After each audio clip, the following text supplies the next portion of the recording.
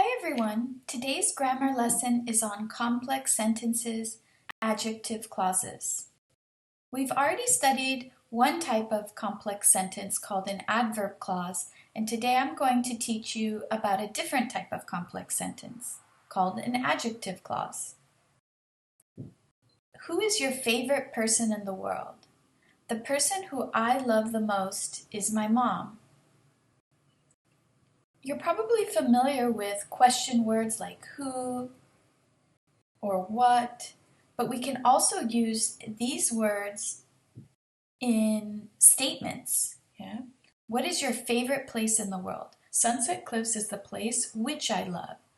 So in this lesson, I'm going to show you how to use these WH words. These are called relative pronouns in a statement. Let's review. Simple sentence. I love my mom. It has a subject, a verb, and a complete thought.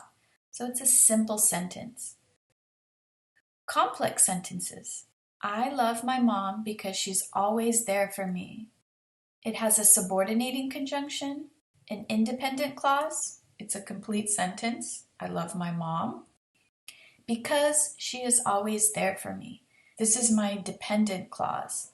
It's not complete. This we call an adverb clause. We've studied these. It has subordinating conjunctions like if, because, when, even though. There are other types of clauses in complex sentences like this one. I love people who are kind to me. Here we have a relative pronoun. And this is my dependent clause. This is the adjective clause. Who are kind to me. It's not complete. Okay? It has a subject and a verb, but this is a dependent clause.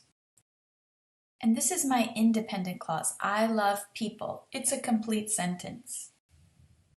So this is the other type of complex sentence that has this adjective clause. A relative clause is basically the same, another way to say adjective clause. A relative clause is one kind of dependent clause. It has a subject and verb, but it can't stand alone as a sentence. Like we saw in this example, this is the subject and this is the verb, and it's dependent because it's not a complete sentence. It can't stand alone. It is sometimes called an adjective clause because it functions like an adjective. It gives more information about a noun. So if we go back to here, who are kind to me, this is describing this noun here, the people. So that's why we call it an adjective clause, because adjectives describe nouns. A relative clause usually begins with a relative pronoun like who, which, and it substitutes a noun phrase, or a pronoun when we combine sentences. And these are the relative pronouns that are common. Who we use for people, and it can be used as a subject or object of the dependent clause. Which we use for things, subject, object. That for people and things, subject, object. Whom is used for people and it's the object. Whose is for people and it's possessive to show that it's mine or yours.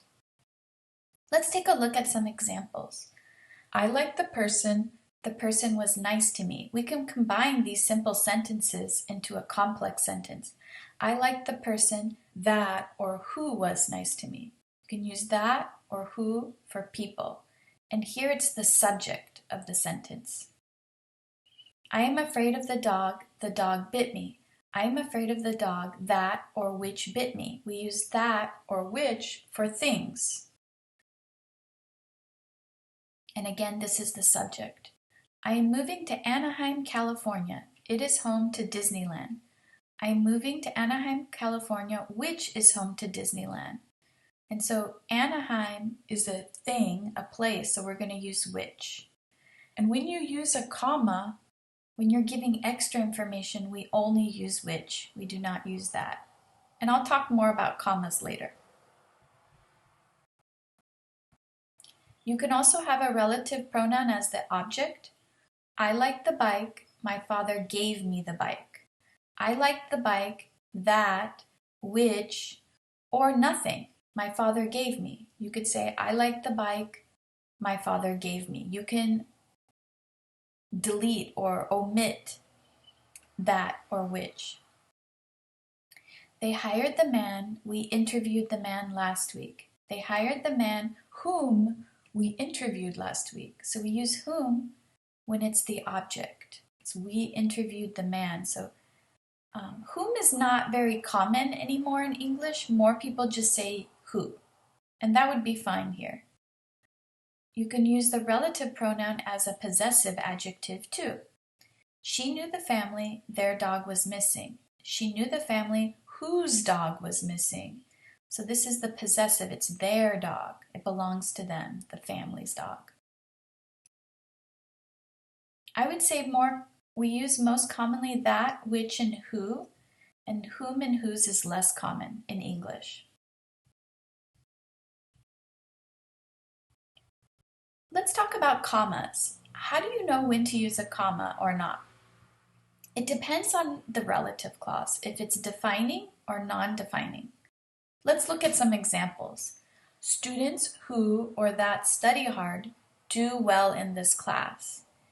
Here, I don't want a comma because I'm defining who the students are. It's which students. Not all students do well. It's the students who or that study hard.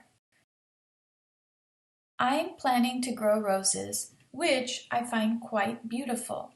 In this case, I'm going to add a comma because this is adding extra information. It's not defining which roses. It's just explaining that I find them beautiful. In this case, I want a comma. When you have non-defining relative clauses, we do not use that. We use who or which. Let's look at an example. I finished reading a book that was really interesting.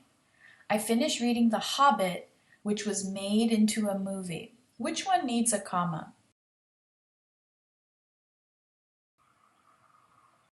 The second one needs a comma. Actually, it should go right here. In the first example, it's defining which book or what the book was.